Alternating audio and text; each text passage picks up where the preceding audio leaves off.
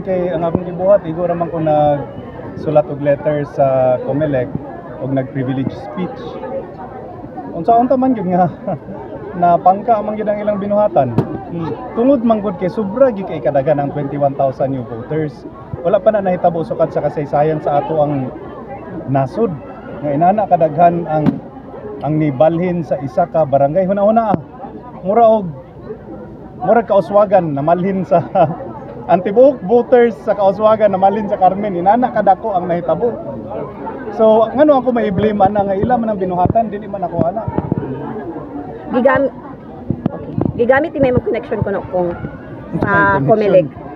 Kana kita ko ana mga fake news nga gipakalat nila nga fraternal brother daw na ako si chairman. Dili na tinuod. Unya si election officer Judex nagtalon tinuod pero lahi tong picture nga ilang gipakita dadto. Unya edited tong mga picture nga ilang gipagawas dadto. So grabe niyo kay kadesperado ang akong kontra kay sige nagpagawas og mga fake news ang ilang mga sala sa ako ginapahid. Dili man ako mo'y namirma og mga barangay certificates nga dili tinuod. Iya ra man ang binuhatan, busa nga nasapnan siya sa COMELEC kay nagpalabi man siya.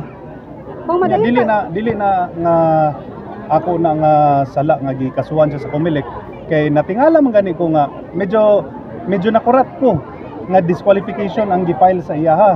Kaya nga kung gusto ra man ato kay dili lang gito makabutar ang dili taga diri sa atong distrito kay kuan man na siya mabulabog man ang ato ang election diri sa first district kung naay taga dili atong district nga namalhin diri kay gibinuangan ang ato ang electoral process ana.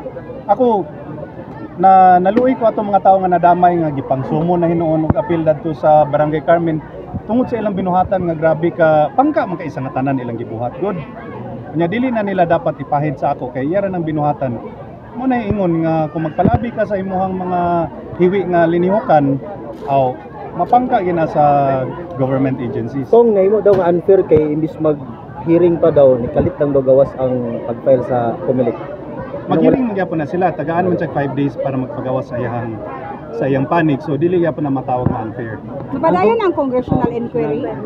Tanawon lang nako ning sa congressional inquiry kay sa akong tanaw murag mas importante man ning disqualification case. So tanawon lang.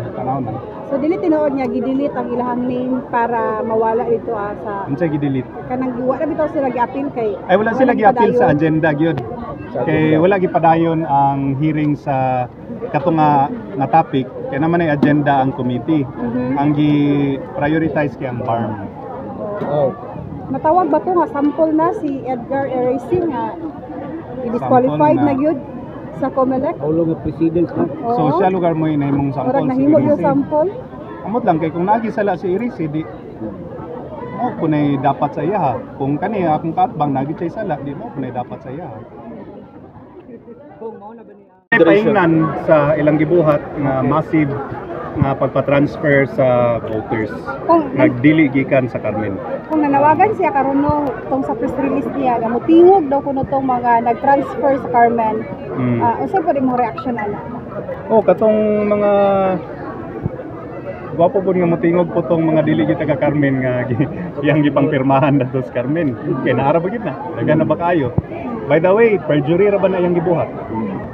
Kato po mga tao nga mag-ingon-ingon nga taga Carmen sila, maski dili sila taga Carmen, naa sila criminal case nga maatubang ana, so magbantay sila ana. Madamay sila sa kabuang ni Kikang. Tanawan ning nahitabo gipailan na ba sa kaso sa COMELEC. Delikado na, dili ko gusto nga madamay sila ani makasuhan sila ka appeal. Kay aside sa perjury, election offense pa gyud na. So ayaw mo pagpagamit, ayaw mo pag appeal aning ilang mga kahiwian nga gabuhaton. Kay 6 years ang penalty ani. Dili ni binuang.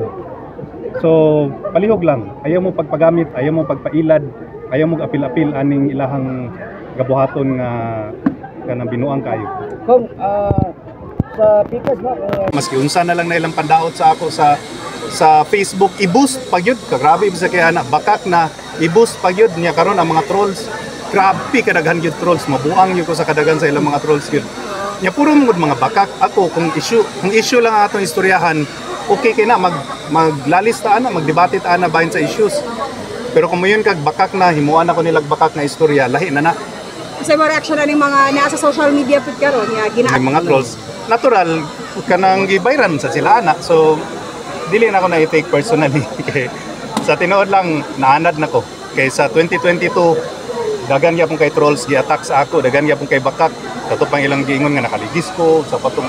Grabe gid kayo. Karon ila na pong gibalik ang ilang style. Ang akong ikaingon na gaba ra gid paingnan ninyo ana.